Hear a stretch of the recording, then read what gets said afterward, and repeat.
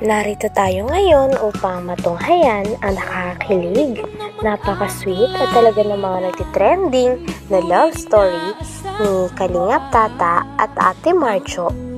Sa pagpapatuloy nga ng ating istorya ay makikita natin ang iba't ibang mga nakakakilig o sweet moments ni Ate Marjo at Kalingap Tata.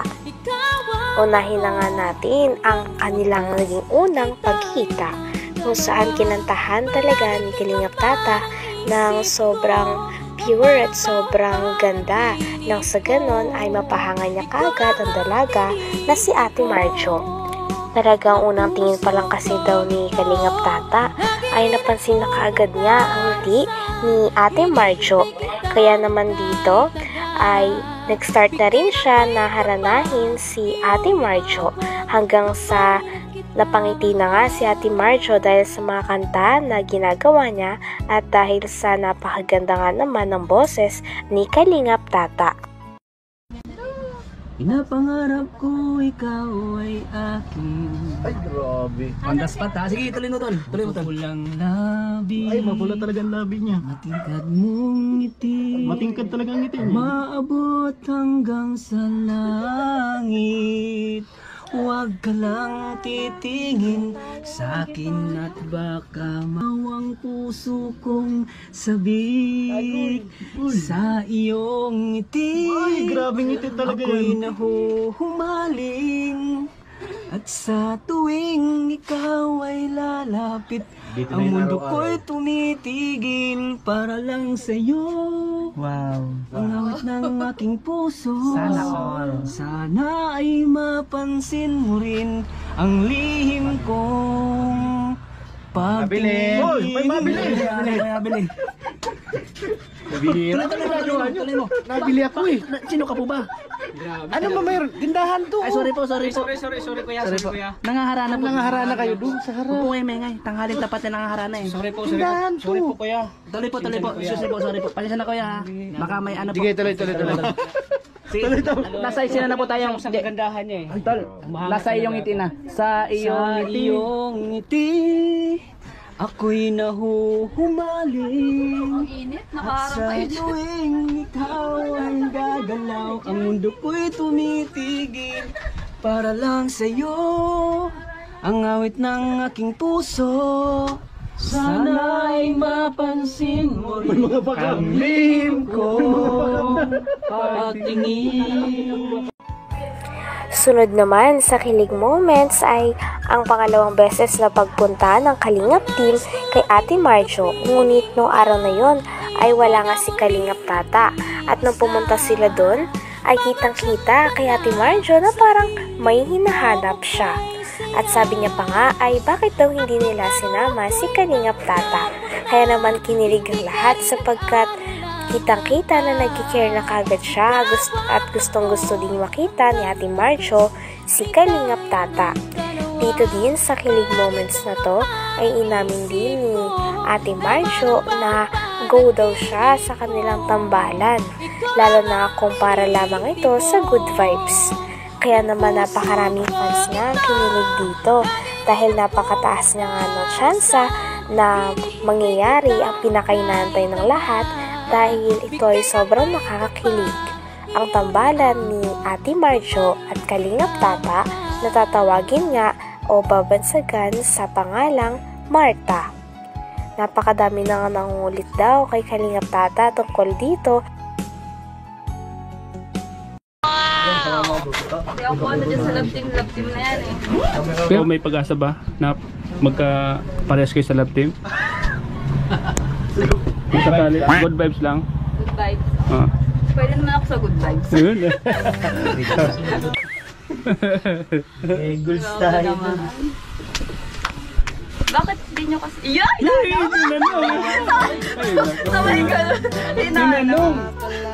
So, ibig sabihin, may ibig sabihin yung bro. Tinanong niya.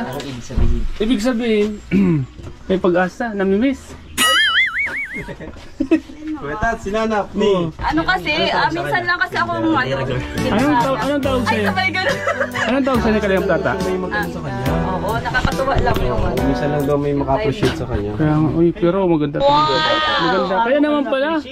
Kaya naman pala na natutulala si Kalingap Tata. Ang ganda niya, oh.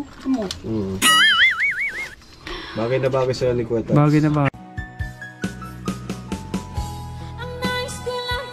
Next pa sa nakakakilig na moments ni Ate Marjo at Kalingap Tata ay nung sinabi ni Ate Marjo na ingat daw palagi si Kalingap Tata at lalo pa daw siyang mag-focus sa kanyang mga ginagawa, lalo na sa kanyang pag-workout.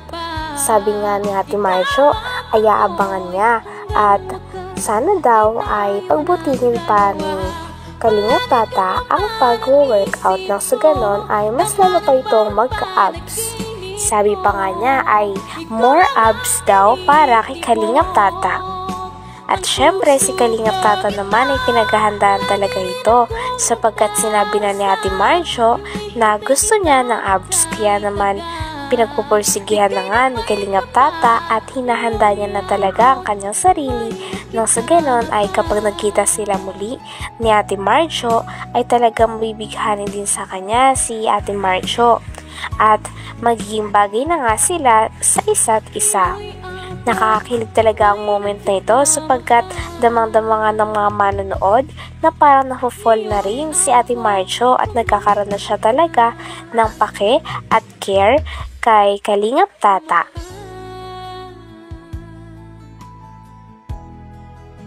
Ano masasabi mo? Meron ka bang message kay Kalingap Tata? Kasi makapanood niya to. Ano? Lang siya. Focus lang siya. Ayun. Magpa-abs pa siya. Ayun. May abs na yun. Magpa-abs pa nga. Ay. Ta, magpa-abs ka palang. Magpa-abs ka daw ta. More abs daw. More abs. Lagi ka lang sa chat. Hindi naman. Kung alam nun, nahabol yun. Kasi gustong bumalik nun eh. Baka iniwan nyo kasi. Uy, hinahanap talaga niya mga Kalingap po. Hindi namin iniwan. Yan. Kasi kumpleto kayo tapos yun lang. So, hinahanap ka nita.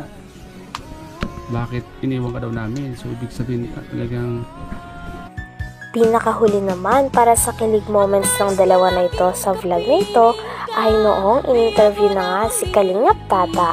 At dito ay nilabas niya na talaga ang kanyang comment sa mga sinabi ni Ate Marjo sa kanya, lalo na patungkol sa pagpapa-abs ni Kalingap Tata. Sabi naman ni Kalingap Tata ay dahil dito, ngayong nalaman niya na gusto pala nun ni Marjorie talagang mag-work hard at mas lalo niya pang pagbubutihan ang pag-gym. Talagang paghahandaan niya daw talaga ang nalalapit na pagkikita nila at ang magiging first vlog nila. Kinikwento din dito ni Kalingap Tata na talagang nabibighani talaga siya na paulit-ulit kay Ate Marjo, lalo na nung unang beses niya parang itong nakita, sapagkat unang beses niya parang nakita ang dalaga ay nabihag na kagad ito sa mga ngiti ni Ate Marjo. Panoorin mo itong video na ito. Nandito lang ako para sa iyo, Marjorie. Hintayin mo yung pagpunta ko dyan. Papaganda ka dahil ako ay papagwapo para sa iyo. At grabe yung kagandahan mo. Hindi ako hanggang ngayon, naisip ko pa rin yung kagandahan mo. Eh, ano yung mga kuha ng nangiti pa lang ni Marjorie, wala na. sa pagiging tambalan niya? Ay, siyempre excited na bro. Siyempre excited. Hindi ka na makapaghintay? Hindi ako makapaghintay pero kailangan mo natin maghanda muna. Pagandaan mo. Sino-sino yung mga magiging kasama mo dun pala? May kasama ako si si Rinsin. Miss ko lang kay Marjorie. Mapapanood ka? Sana mag-ingat siya, huwag niya pabayaan sa sarili niya. Sana stay pretty lang siya. Palaging panatili niya, palaging maganda niya. At sana ingatan niya yung kalusugan niya.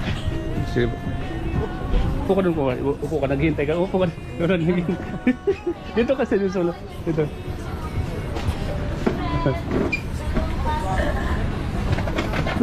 Ayan Marjorie, si Kalingap Tata. Ngayon nakaupo siya dito, susunod ikaw na po ang nakaupo dyan. Hanggang dito na lamang muna ang ating nakakakilig Napaka-sweet at talaga namang sobrang trending na istorya ni Kalingap Tata at Ate Marjo. Maraming salamat sa inyong panonood. Hanggang sa muli. Bye!